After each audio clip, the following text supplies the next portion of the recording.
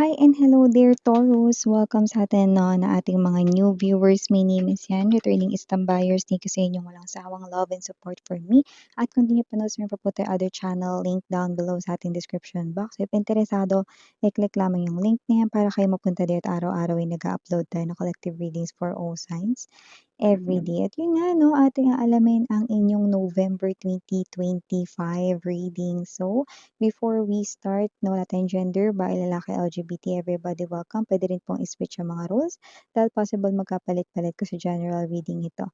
And at the end of the day, lahat ay may free will na free yung gamitin anytime, anywhere. So yun nga mga babes, na let's see your messages. Archangel Michael, thank you so much, Angel Guides. Can we get messages right here for Taurus, please, for their November 2025 messages para kay Taurus, mga dapat malaman ni Taurus.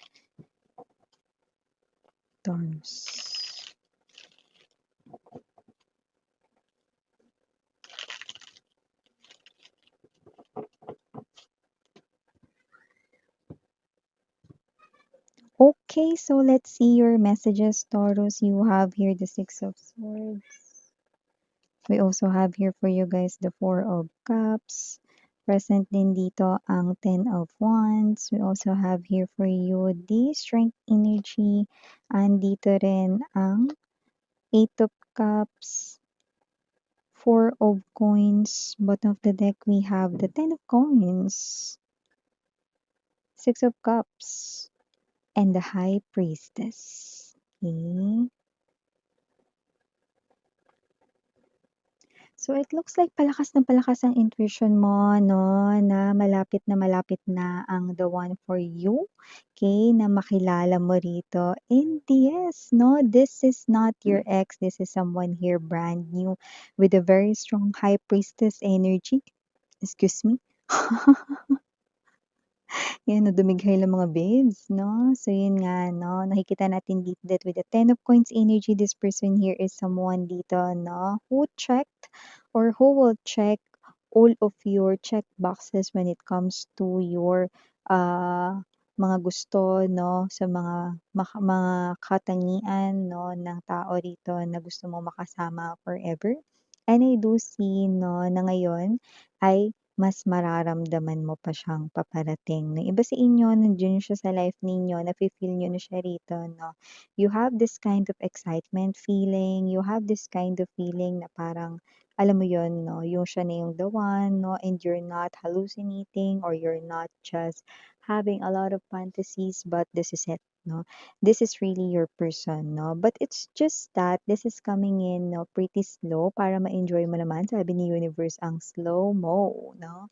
Kung saan para ma-feel mo every moment at every pagsasamahan ninyong experiences, no? Para naman rito, no, talagang ramdam na ramdam mong siya na yung the one. So, marami kayo dito mga pagsasamahan at pagkasaluhan dito mga situations. Yung iba kasama niyo na siya. So, magkakaroon rito ng marami pang mga moments kayong dalawa, no, na talagang malalaman mong siya na talaga yung the one for you at yung iba ay parating na siya, no, ramdam na ramdam mo na siya. In other words, nakikita natin dito, Taurus. And aside from that, mga babes, na meron din kayo ditong problema na mawawala at yung problema na yun ay may kinalaman sa inyo ritong pinansyal. Yung iba na nahihirapan maghanap ng trabaho, no, finally, may kokontak na sa inyo rito. It could be an interview. It could be somewhat right here that you're waiting for, no. Others of you, no, na not looking for a job, no, nakakuha tayo rito ng energy na posibleng hinihintay ninyo, no, na kausapin kayo ng inyong boss or anyone in charge sa inyo ritong pinagtatrabahuhan ng company about your work, no? So, maybe this is it, no? Ito na siguro yung promotion na hinihintay mo or meron ka talagang hinihintay dito na i-grant. Leave ba yan? Kasi nga holiday season naman na, yan 'no, siguro may mga nagpaplano mag-leave dito. Meron dito 'no, na hinihintay kayo ditong i-communicate 'no, or naghihintay kayo ng response coming from your company na pinagtatrabahuhan 'no, or ano man 'tong hinihintay ninyo 'no, stay positive because I'm sensing positive energy coming towards you, okay? Para hindi kayo maghintay ng matagal, okey? Kasi nakikita ko rito iba kakaba-kaba, baka hindi mag-grant ito, yung iba naman 'no, may energy rito na ayaw nila ng wala silang work bago mag-Christmas, siyempre walang pahab sa mga, inaanak 'no, dahil baka mga ninong at ninang nga kayo 'no, so mga gano'ng klase ng energy. Don't worry, it's a positive energy 'no, at kailangan i-embody mo rin ang positive energy so that you can attract that faster, okay. Definitely good news na nakukuha natin dito. Well, nakikita ko rito 'no, na meron lang ditong panira or maaaring maging panira ng araw mo. Your ex will show up in front of you. Yes, out of the blue, like hindi ka handa, bigla siyang bubulaga sa harapan mo 'no, tsa-tsan!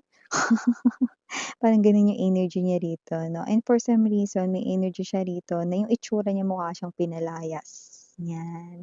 So, puwedeng kung ito ay ex-husband mo, ex-wife mo, puwedeng wala na sila ng kanyang third party at eto na nga siya umuuwi kasama ang kanya rito 'no, na mga kagamitan 'no, may gano'ng klase ng energy 'no. Pero matagal naman na kayong tapos, matagal na kayong nag-live-in kung hindi naman kayo kasal nito at kung kasal man kayo matagal na kayong tapos, 'di ba? Ta's eto siya dala-dala niya yung buo niyang gamit, 'yan.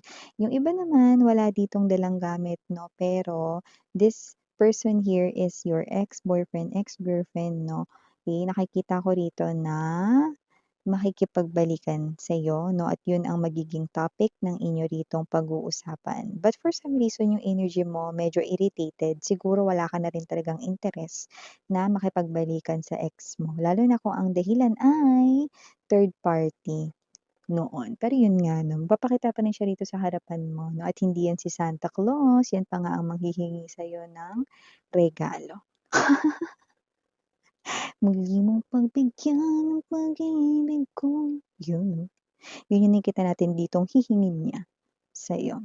Iba pang mga mensahe para sa'yo ditong November, may energy dito 'no, na posibleng makaramdam ka dito na parang medyo natatanggal na yung hiya mo 'no, or hindi ka na mas nagiging mahiyain, 'yan 'no. May energy ka rin dito 'no na, makakapagsalamuha ka na rin or makakapag-communicate ka sa iba't ibang mga tao 'no, ng hindi ka na shy type masyado, okey. At mas ma-e-express mo rin 'no, ang sarili mo rito 'no, sa iba. So, nakita ko rito na meron ditong nag-o-open 'no na portal kung saan maaaring magkaroon ka dito ng mga added friends 'no, na nakikita ko naman na mga, good influences sila sa'yo rito 'no, in the future. And aside from that 'no, maganda rin na nabu-boost yung confidence mo 'no, para mas marami kang, gusto mo na magawa, 'di ba? So, may gano'ng klase ka ng energy rito, okey? So, mga babes, alam ko mga gwapo at magaganda na kayo 'no, pero alam mo yung energy na ano, hindi lang puro ganda at gwapo ang puwede nating ilaban 'no, kailangan confident rin tayo 'no, 'yan. So, maliban diyan mga babes na may energy rin dito 'no, na posibleng meron dito na parang humingi ng pabor sa'yo pero,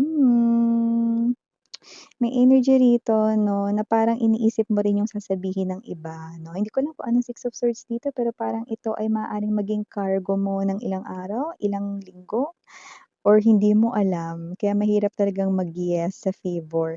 Pero may energy na iniisip mo kung ano yung sasabihin ng iba rito 'no. Puwedeng ito ay kamag-anak or friend ng family member ninyo na hindi mo alam. Parang ganito, bigyan ko example 'no.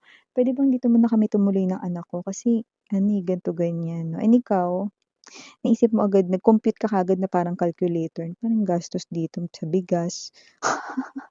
Di pa naman ako sanay na may ganito, baka mamaya magulo, baka mamaya ganito. 'Yan 'no, marami kayong kino-consider na gano'n, Taurus 'no.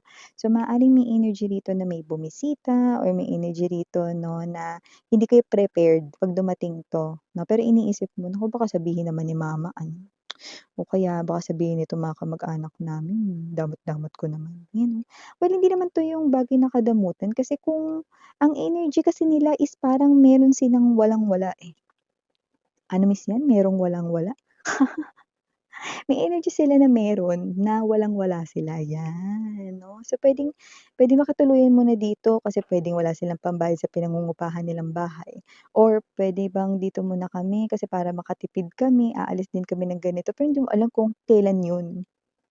Titigil lang kami saglit dito, parang gano'n. So, pinoproblema mo rito siyempre yung gastos, yung budget, na may gano'ng klase ng energy rito, Taurus, na lumalabas sa energy mo. Pero gano'n pa man 'no, nakikita pa rin natin dito that this is something here na na parang alam mo na dapat mo pa rin na parang solusyonan kasi at the end of the day, ayaw mo na yung sarili mo yung mahihirapan lalo na kung ikaw yung magiging provider hindi lang ng family mo 'no, kundi pati na rin sila.